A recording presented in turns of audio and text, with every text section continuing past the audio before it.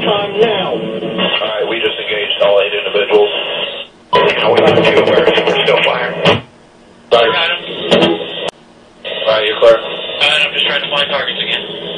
That's the correct, is it? Both after 2 seconds.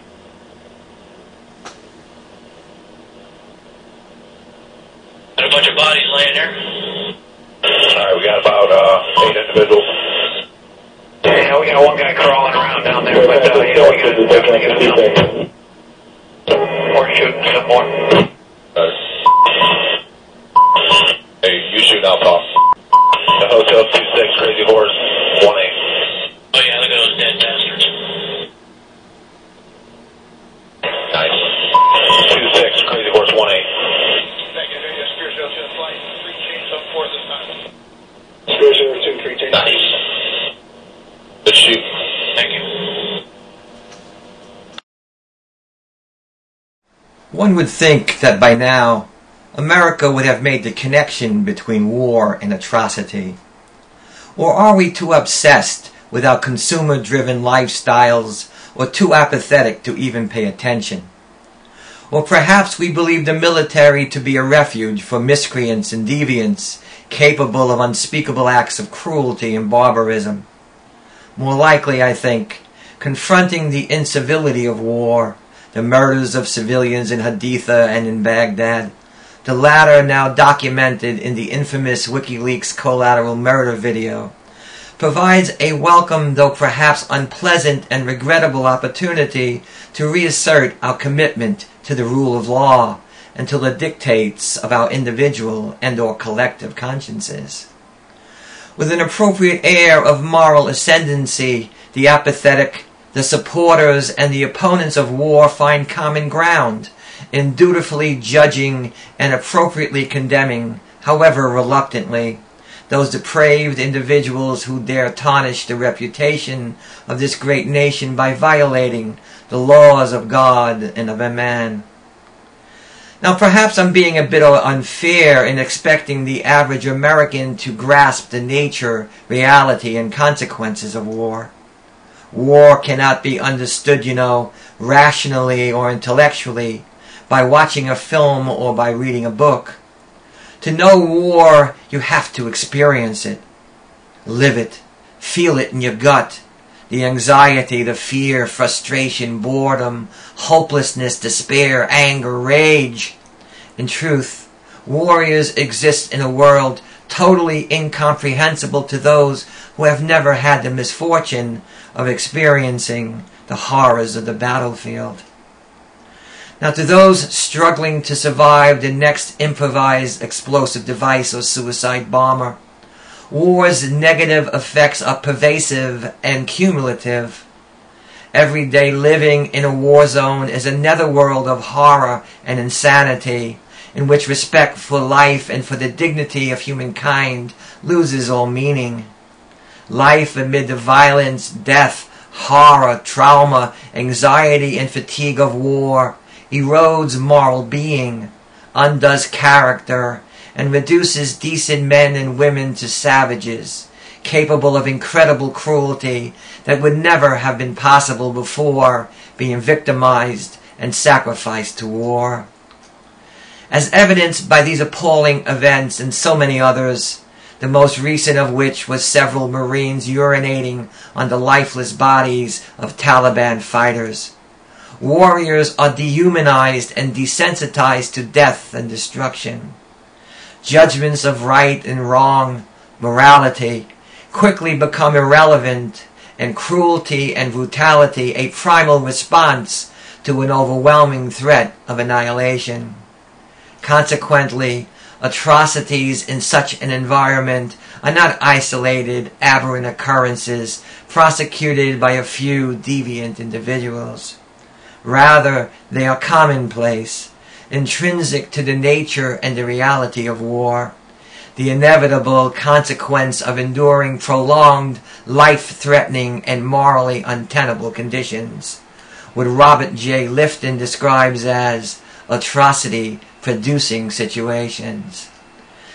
Having been indoctrinated into the mythology of the good war and the noble warrior, the uninitiated and the unaffected, that is, most civilians and many non-warrior members of the military, fail to realize this truth, that all of war is barbarism, in which cruelty and brutality, atrocity, is the norm rather than the exception.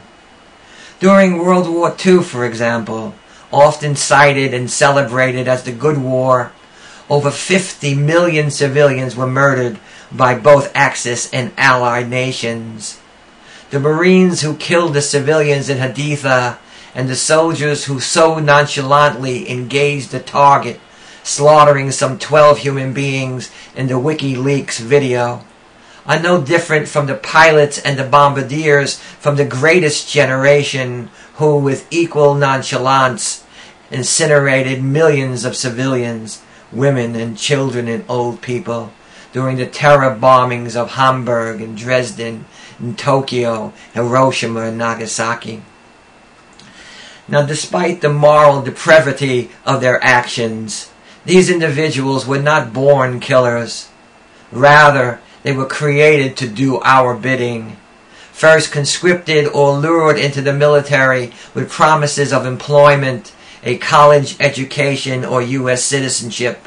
Then subjected to sophisticated indoctrination techniques of value manipulation, moral desensitization, and psychological counseling and conditioning, aimed at destroying, overriding their humanity, their moral aversion to killing. Born again hard, these warrior behaviors were soon reinforced by the violence and the horror of the battlefield environment. Is it any wonder, then, that they became capable of such heinous acts of slaughter as those in Haditha, in Baghdad, at My Lai, at No Gun Ri, and during the terror bombings of European and Japanese cities? Kill, kill, kill, no mercy! What makes the green grass grow? Blood, blood, blood makes the green grass grow! There are two types of bayonet fighters, the quick and the dead. Which are you? Which are you? Let me hear your war cry!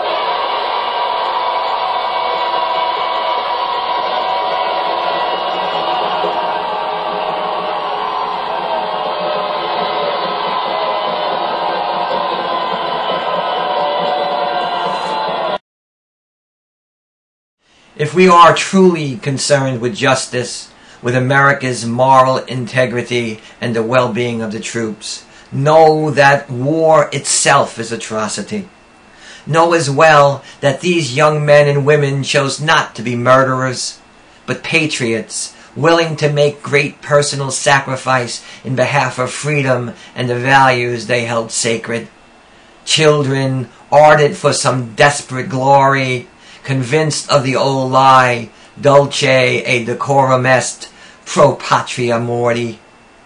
Finally, we must see through the mythology, the lies and the deceptions, and understand that all who become tainted by war are its victims.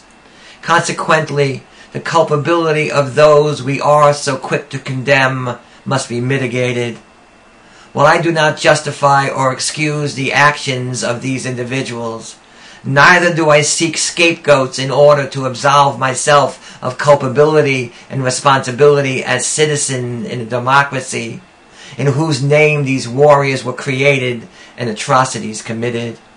Consequently, if there is to be condemnation and punishment, let it begin with those whose incompetence and rapacious desire for wealth and power make unnecessary war inevitable, whose apathy allows the slaughter to continue, and whose blind allegiance and misguided patriotism hamper their ability to understand and to appreciate the true reality and nature of war and its tragic and profound effects upon the warrior.